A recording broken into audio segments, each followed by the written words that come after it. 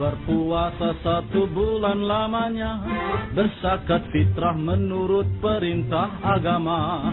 Kini kita beridul fitri berbahagia, mari kita berlebaran bersuka gembira, berjabatan tangan sambil bermaaf-maafan, hilang dendam habis marah di hari lebaran.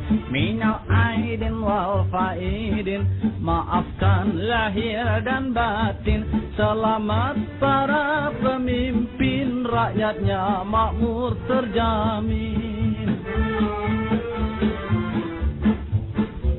Dari segala penjuru mengalir ke kota, rakyat desa berpakaian baru serba indah. Setahun sekali naik terem listrik pere, milir mudik jalan kaki pincang sampai sore. Akibatnya tenge-tenge selap sepatu terompe, kakinya pada lecet babak belur berabe.